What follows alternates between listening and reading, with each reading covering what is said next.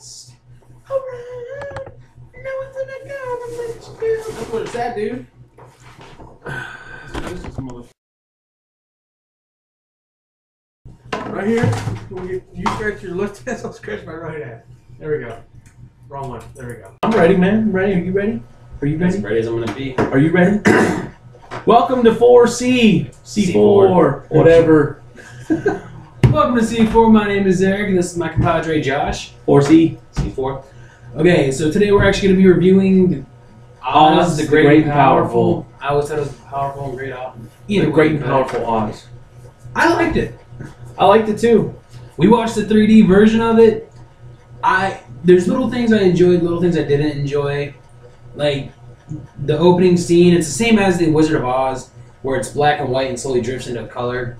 And during the black and white scene, it's kind of like James Franco is doing like an audition for something. Like he's not really like cheesy acting, I guess. No, I'm telling you, that was the Sam Raimi touch. That was the Sam Raimi touch. It just seemed. You remember the Sam Raimi touch in Spider-Man 1, where it was really, really cool because he was acting all cheesy and corny. And then in Spider-Man 2, when he did it again, and you were like, okay, that's bearable. And then in Spider-Man 3, when he did it again, and you were like, fucking, for the love of, I just cursed, but for the love of God, man, okay? Well, this time, he decided to not do just a little 2-minute sequence of it, and he did the entire opening, which I'm not going to argue was, I think, excellent, considering that it brought you into 1905 Kansas. It did. It really, I thought, the cheesiness and corniness of it was excellently done. Although he could have stopped the cheesiness when they entered Oz, maybe, you know, just a little hint. That was the only thing that really bugged me with the movie is you still had that kind of flamboyant cheesiness. And it was like, well, it's Oz. It's supposed to be a new world and a new kind of outlook on things. You know? I definitely like what they did with the setup. Like when they're doing the black and white scenes, they're letterboxing on the sides. It's additionally linked. So like you're actually looking at a small picture on purpose, though. So when the 3D effects, it would actually take the certain effects and throw it onto the black side of the letterboxing, so it actually popped out better. I actually enjoyed it. I thought it was really done. I thought that was great done too. Let's see. About the movie, who knew that Oz was such a giant raging douche? Douche! And Franco played the douche to the douchiest of his abilities. I mean, I'm not calling Franco a douche. I respect him in his work. He does really good movie roles. He does. But, wow, man. I wish I had half the It kind of made me believe that Franco was a douche himself. Because no non-douche could play a douche so well, you know? It's just like, who would willingly do that? I don't see it, and I don't know, man. I just wish I had half his skills. Did you see, like, every, 20 seconds he's picking up a new chick. Right? And they're all hot. Yeah, Mila Kunis, come on. Oh, God. She wears leather pants, and they climb into this hovel or something, and you get to see... There's just a scene where Mila's on all fours looking back, and it's the greatest scene in the movie. Tight leather pants, looking back. Ashton Kutcher, you are a lucky man. They're dating, right? I don't think so. Whatever, who cares? Whoever Mila Kunis is dating, if you're not dating anyone, I'm available anytime. So, big shout out to Bruce Campbell, who did not get a big enough role in the movie. I'm sorry. It's because you missed him. You weren't paying attention. I knew he was there. I just didn't think he got beat by Munchkin. He got beat by the angry Munchkin, the same angry guy that was from Bad Santa. Me, Myself, and Irene, and Bad Santa. But it was funny. Yeah, I thought it was funny. I was laughing. Everyone else was laughing because some big dude was getting hit over the head with a giant iron rod from a midget. I knew that it was Bruce Campbell, and that's why I was chuckling. No, I saw it. I was just. It took me a minute to see him too, though. It was really. I was like, "Is that? Holy shit! That's Bruce Campbell." You have Bruce effing Campbell, and you give him a 20-second scene. I could have done with more Bruce. I could have done with more. I can always do with more Bruce. You know, Bruce doesn't fail. He doesn't. I personally think they should have switched Bruce and Zach. Zach is all over that freaking movie, and Bruce would have just been better. I would have liked to have seen Bruce as the flying monkey. That would have been kind of funny. I think that Bruce could have brought the Bruciness to that and made it spectacular. And if you haven't figured it out, I have a ginormous man crush on Bruce Campbell. We both do. He is, like, as far as I'm concerned, the greatest actor because He truly is underappreciated. he can't really act Go wrong. but he does it so well. He can't act. He can't act. Name a character that Bruce Campbell plays. Sam X. Okay. Name another character that is nothing like Sam Max. Exactly. Love him for it. Love him to death for it because he does it so well. You're amazing, and I want to hang out with you, have some couple beers with you. You know. I don't drink, but I would have a beer with him. I would have a beer with him too. I would have a beer with you, Bruce. Zach Braff. Did we talk about Mila Kunis and her? Mila Kunis is hot. hotness? She just can't do wrong. Even painted green as a witch, I would still do things Honestly, to her though, that I shouldn't say because I'm afraid my mom's gonna watch this. that was the huge spoiler, dude. That was the hugest spoiler. Sorry. I didn't like the evil witch painted green. I didn't like it. It looked too fake. It looked too CGI. I think that they should have gone more like a face paint or something. You know? No, that wasn't face paint. That was CGI. Mila Kunis, I'm telling you, okay, hot as whatever, but her skin is not that perfect. Don't you dare say It was that like- about her. It was like marble stone perfect. I will. Okay. No. We will. There was no we will pores. end this series if you're going to There talk was down not- to Mila. I'm not saying no. I'm not insulting Mila. I didn't say insulting. I I'm said just saying, talking down. there were no pores on that green face. She's a Greek goddess. They did a better job with the mask and a green face than they did with the witch in this with a green face. Did you really just compare the two? Yes, I went there. I went there.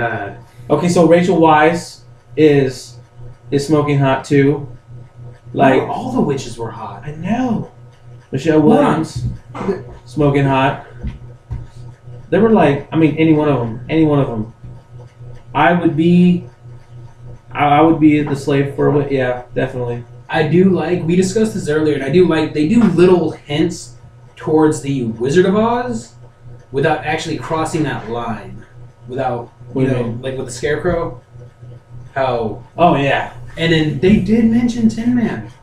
Well, they didn't get into it. They didn't get into it. They didn't mention them. them. They didn't mention them. When did they mention them? They hinted towards them. They didn't. Oh, they hinted towards them with the Hints. Tinkers. Yeah. My thing, like, we were discussing this earlier because I was kind of upset that they didn't take any references from the actual Wizard of Oz and Apparently, Oz. The people that made Oz the Great and Powerful were not the same people that made the Wizard of Oz. And due to copyright laws, they were not allowed to use certain material from the Wizard of Oz, i.e., the red slippers were out. The specific Scarecrow was out. The Cowardly Lion was not allowed to be cowardly or a man. They threw him in there. There was a lion, and he was very not cowardly. That might have been the Cowardly Lion's father, That which could- would actually kind of make sense. I think actually, if you think about it, Because didn't he reference in Wizard of Oz how his dad was his brave fighter or whatever?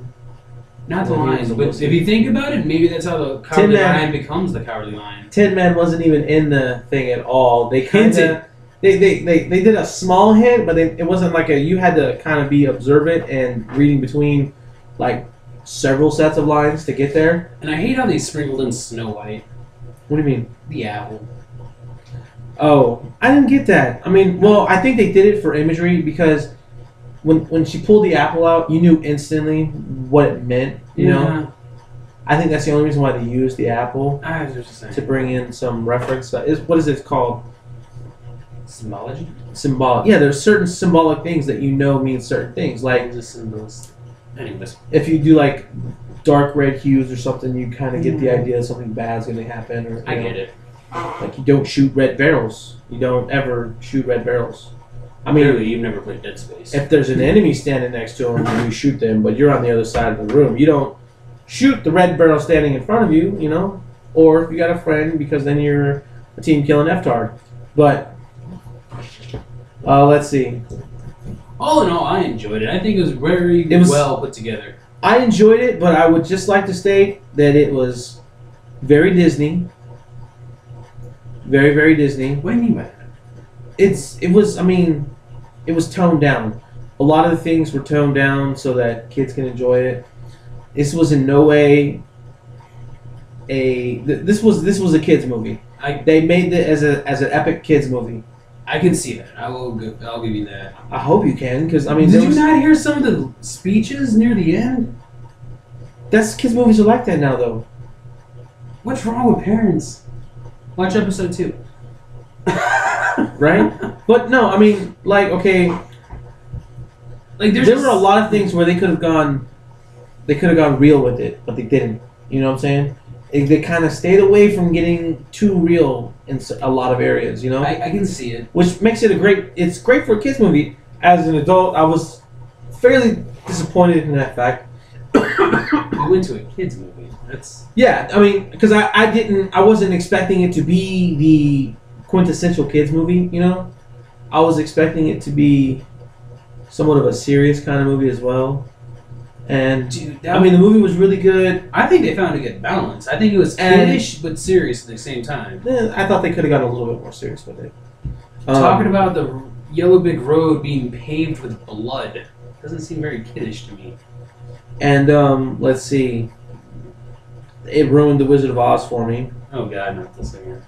Yes, this again. I'm going to touch on it because now I feel bad for the Wicked Witch of the West. I felt bad for her. Okay, she got gypped. She got gypped hardcore. We had the same. The Wicked Witch of the East was the evil one, and the Wicked Witch of the West. Spoilers. They know this already. Come on, it's imagery. They're wearing black and dark red versus the white. Come on, if you haven't figured out who the good witch is by the trailers alone, then you've got more issues to deal with. You know, maybe some. The subject he's about to touch on right now. I had to listen to I'm not going to go into it. I'm not going to go into it. We're not going to go into it. I'm just touching on it. That I'm going to let them watch the movie and find out what I'm talking about. She got gypped. She was not... I mean, I feel bad for her, you know? And like when Dorothy comes to Oz and her house lands on the Wicked Witch of the East, that moment is more celebrated now after I've watched this movie to see the background story. Now I'm like, yeah, land that house on her, kill her, yeah, you know? And then the Wicked Witch of the West, you know, she's all green and ugly with the nose. Still hot in the movie. I had you were to touch on the whole subject that we discussed with Jack Frost, Guardians. Well, yeah. That's exactly what I'm saying. You know, they don't know this, though. You would have to explain that to them. Okay, here's the thing. Like, my only beef with... movies in general nowadays. No, not even movies. Certain movies. Which one was this one? Guardians. Rise of the Guardians, okay? The one with Jack Frost and Spoilers Santa Claus if you haven't watched it. And Bunny and the Easter Bunny and all that jazz. The villain in that movie only became the villain because he was an outcast and he was constantly shunned. And the people pushed him away. So he started using his powers to gain attention in an evil way. If any of you have watched Naruto, basically kind of like a young Naruto trying to get attention by doing wrong things, you know, acting a fool. Well... and it kept escalating. So basically, the villain was a villain because the heroes made him a villain. The heroes made him the villain. They outcasted him. They shunned him. You know. And at the start of Rise of the Guardians, Jack Frost, he was kind of shunned and outcast the same way. And the driving force behind the main hero and the main villain was the exact same thing. And at no point did they ever, you know. Get into that and have, you know, and they knew it. They both knew it. They both knew that their driving influences was the same thing. They both just wanted to be friends. They both, I mean, not to be friends, but wanted friends, wanted to be noticed, wanted to be acknowledged, wanted to be, you know, basically what everybody in the world wants. Everybody wants to be famous. Yeah, come on, admit it. If you would places, we're on YouTube, your name, we can't say. Yeah, I know. But everyone wants that. Everyone wants some. Not granted. Not everyone wants to be a celebrity. Most people do, but you still want some kind of level of famousness attached to you. You know, you want to be able to go someplace where everyone knows your name. Cheers. Yeah, you know. But and they had the same driving force. They both knew it, and they were like diametric opposites of each other. And I was like, no, you're not. You're not really evil. And then they kind of forced him to be evil. And then this guy was okay. And I was like, so what's the difference? So, you know, Jack Frost is okay, but the boogeyman isn't because they said the boogeyman was evil. He didn't do evil things. They just said he was evil. They just said he was bad.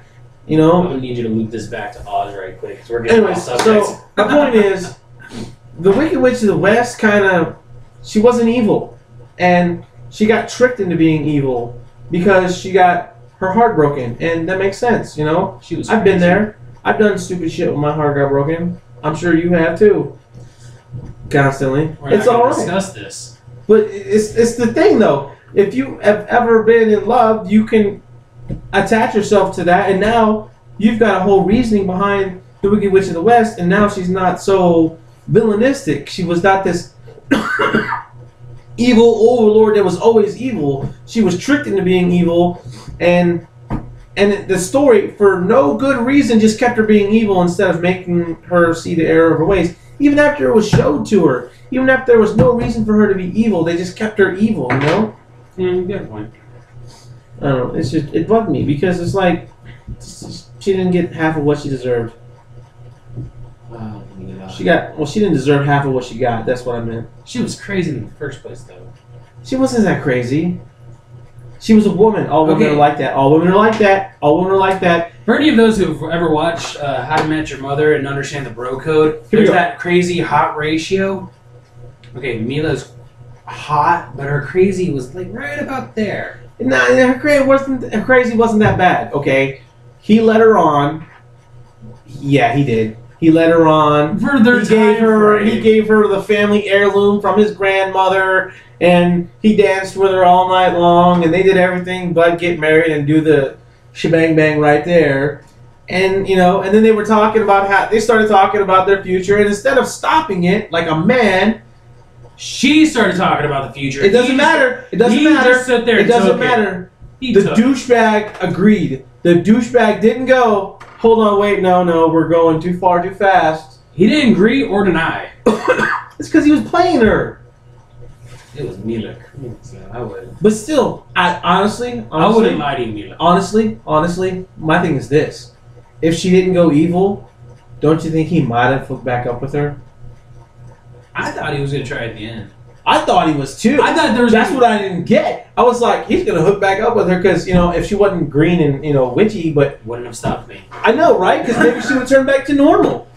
Anyways, all in all, I enjoyed the movie. I liked the sprinkle of the 3D effects. Great storyline. The 3D was awesome. There was this one part where it was like snowing, and I thought it was like in my face. It was really cool. I would definitely give it a solid 8 munchkins. You're getting 8 munchkins? 8 munchkins. I'm gonna give it 8 flying monkeys. Oh, the flying monkeys in this movie are badass. Flying monkeys and then flying baboons. They made them flying baboons, and they were so much more realistic, carnal and vicious. Like It was amazing. you would see an evil witch having these things. Right? Over like the first one. Definitely see that. So, right quick, we usually go into our little rant right about here, and we I just. don't really have a rant today. I'm not feeling it. My stuff is this, okay? Because we're talking about Wizard of Oz and the Munchkins and the midgets and this. Do we technically have to be PC with them? Like, do we have to call them little people? No. I've been told we have to call them dwarves, but I'm sorry, if you're not carrying a battle axe around on Middle Earth, you're not a dwarf. I thought dwarf was an insulting connotation. I thought it was little people. I thought it was, I don't know what it is. Because that show on TV called them the little people or whatever, right? Yeah, Little People, Big World, I think it is. Yeah, little people, big world. But I thought it was little people. Like dwarfs is an insult. I thought dwarfs wasn't the insult. Dwarfs, midgets, those were insults. Midgets was the insult. I knew the midget. Dwarf, I thought wasn't. I thought little. I thought that's what they were. I thought they were just called midgets. I didn't know that there was a negative connotation to that. I didn't understand that philosophy for the longest time.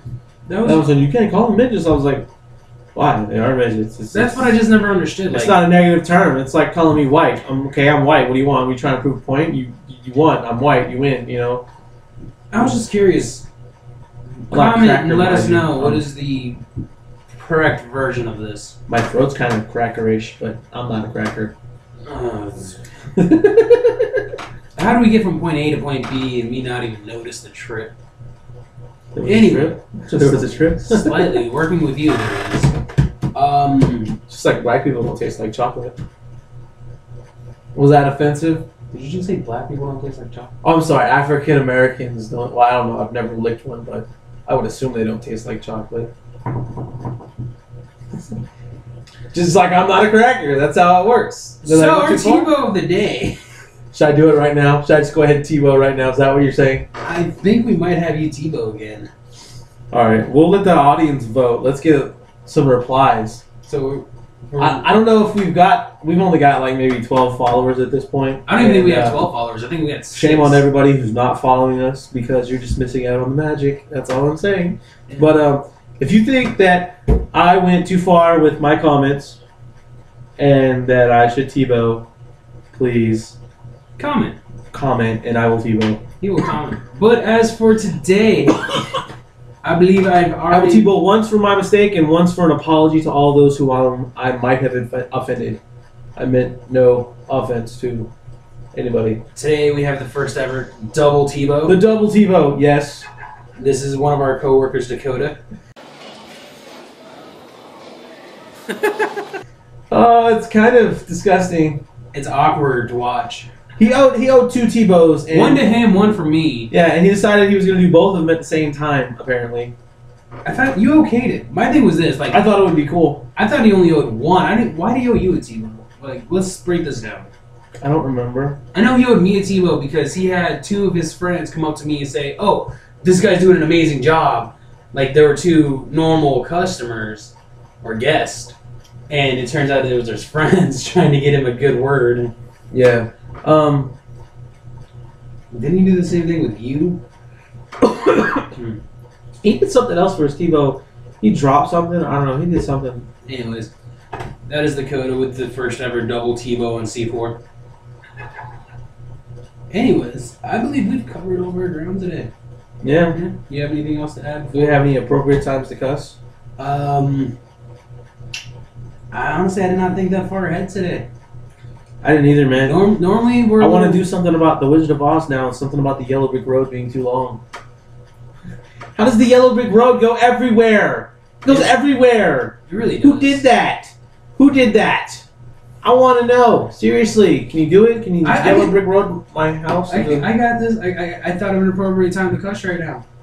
Oz, when they're explaining follow the Yellow Brick Road to the Emerald Palace. I'm just looking down there, it's like, fuck, that's a long walk. Right?